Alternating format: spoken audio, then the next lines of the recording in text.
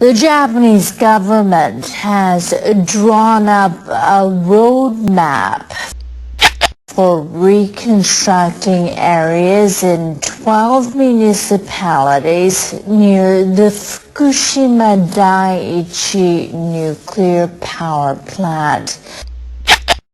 The areas were previously designated as evacuation zones. In areas of these municipalities where the evacuation order has been lifted, the government will finish decontaminating and restoring essential utilities within the next 2 years. The government also plans to create jobs through the decontamination and decommission of the reactors in these municipalities during this period. The roadmap says the government will take social responsibility for having promoted nuclear energy as a state policy. The plan also says it will ensure the execution of the measures until the very end. The roadmap pledges that the government will restore transportation systems and rebuild industries within the next 5 years so evacuees can lead stable lives after they return home.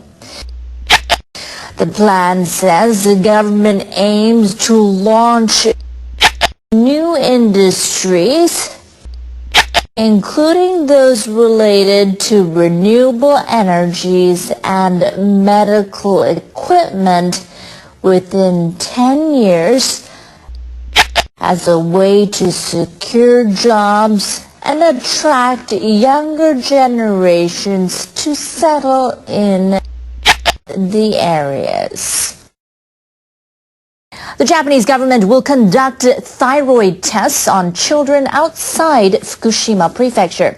The aim is to see whether last year's nuclear accident in the prefecture has anything to do with the discovery of lumps in the thyroid glands of 1 in 3 children in Fukushima Prefecture. The decision has been made by the Cabinet Office's team supporting people affected by the nuclear disaster. Radioactive iodine released from the Fukushima Daiichi nuclear power plant can accumulate in the thyroid glands of children and raise their risk of developing cancer. Fukushima Prefecture is conducting thyroid tests on all children 18 years old or younger. By the end of March, 38,000 children had been checked. No one was diagnosed with cancer, but lumps were found in 36% of the children.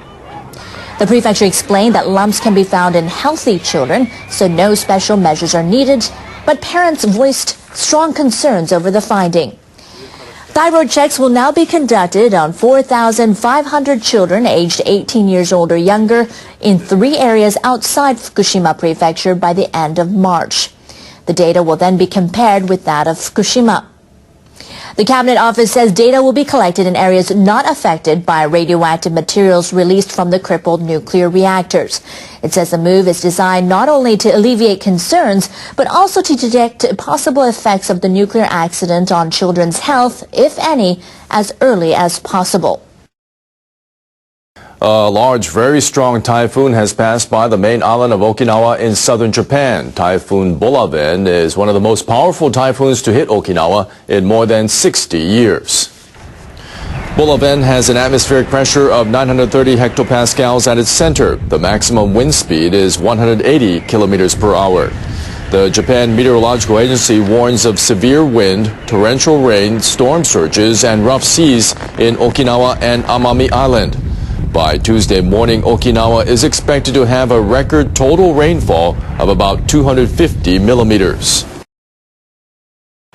Drivers in different parts of the world are hurting from more pain at the pump. The accident last year at Fukushima Daiichi changed the way many people thought about oil and gas. Daniel Yergin is among the world's most sought-after thinkers on energy policy. He wrote the Pulitzer-winning book, The Prize, The Epic Quest for Oil, Money and Power. He spoke with NHK World's Kaori Ida about oil, gas, and the place of nuclear energy. It's an honor to meet you in person. Thank you. It's a pleasure to have you. Thank you for coming today. Thank you so much for letting us Thank inside you. your house. Thank you. Look forward to our discussion today. Thank you. The 20th century was a century of oil. What will be the 21st century about? Well, if the 20th century was a century of oil, I think the 21st century will be the century of energy. It will be more diversified. There will be more different sources in it. Natural gas will play a bigger role. Renewables will play a bigger role. Yergin says the Fukushima nuclear accident has changed not only Japan's energy policy, but also the global trend toward nuclear power generation. The Fukushima accident dramatically changed the global energy landscape. Up until March 10th, 2011, we would have been talking about a nuclear renaissance around the world. The nuclear renaissance ended on March 11th. I think what we've seen as a result is that what was called a nuclear renaissance has become a nuclear patchwork.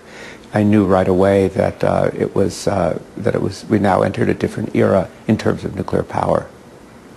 The Japanese public said that they wanted to see Japan without nuclear energy. But given that prior to 3/11, we relied on nuclear energy 30%. Yeah, I mean, you know, Japan needs to think about and make its informed choices about nuclear, both looking at the industry itself and how it's managed and what the regulatory system is, and also how it fits into Japan's competitiveness in the world economy. Do Japanese manufacturers stay in Japan, or do they leave the country because less reliability in terms of electricity supply? So that's why you need a kind of a big picture. How optimistic are you about about renewable energies?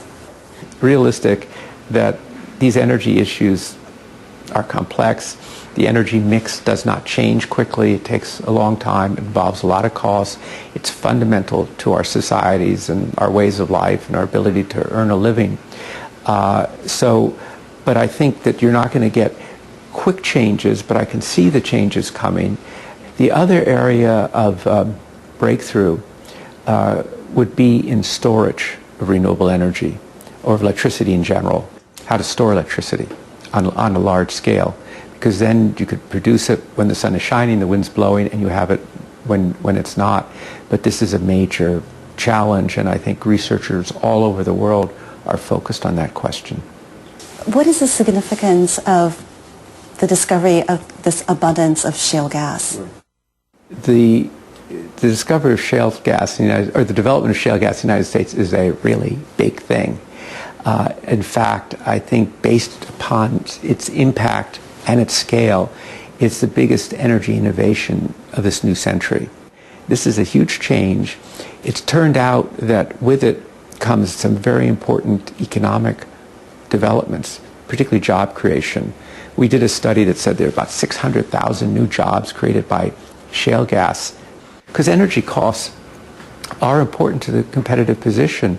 One of the things we can see here in the United States is because of these very low prices now, we have a natural gas and natural gas generated electricity. This gives an important competitive advantage to U.S. industry in the global economy. So you have to look at it, what you do with your power mix, your energy mix. You have to look at the whole picture. The World Meteorological Organization says the 10-year period between 2001 and 2010 was the warmest on record. The most notable effect of this, says Japan's space agency, is the Arctic Ocean's ice cover shrinking to a record low. Japan Aerospace Exploration Agency measured the ice with its own water observation satellite, Shizuku, which was launched into orbit in May. They say their measurements show the ice covered 4.21 million square kilometers as of Friday. The previous record, marked in September 2007, was 4.25 million square kilometers. JAXA says the Arctic ice is expected to shrink even more this year. It typically contracts every year in mid to late September. The agency attributes the contraction to rising ocean temperatures that have likely thinned the ice shelf. US satellites and other devices have recorded the extent of Arctic Sea ice coverage since 1978.